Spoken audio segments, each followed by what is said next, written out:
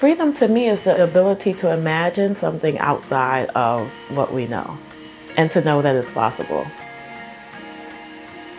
That's where my mind is always in a space of wondering and imagining and dreaming with possibility.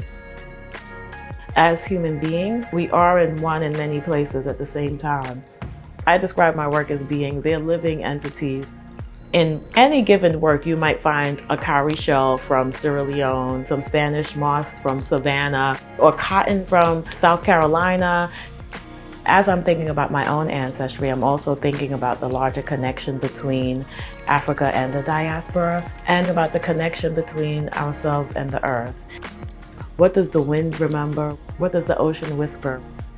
I'm constantly juxtaposing locations, materials, and I like to piece elements of time and space and stories of the past, the present, and the future together in order to make this new being, to think about how do we move forward, how do we heal from the past.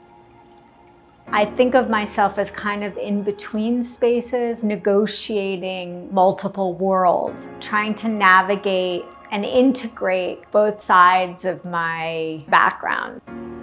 I often start with an experience, something autobiographical.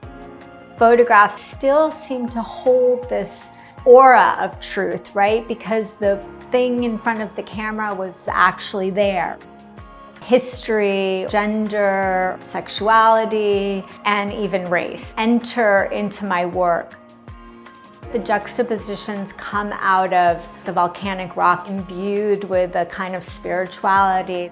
My own body, my own complex histories. And so I sort of think of collages as performances, thinking about a history in a more obviously fantastical way. As someone from country Africa, there's a huge struggle that shapes my reality in the world. How can I be nobody and tell you my story? Who has the power to validate a truth? These are some of the things that I think about in my work. I'm interested in generating conversations. How do we construct identity? How do our individual experiences inform identity construction? We could look at issues of racism, post-colonial discourse in relation to my own experiences, hybrid cultures, the role of immigrants, for example, in labor production, and how does cheap labor contributing to global warming. So I'm very interested in these various intersections and how it shapes who we are, how it shapes our cultural identity, as well as local economies. And if one person takes something away from the work, then I think the work is successful.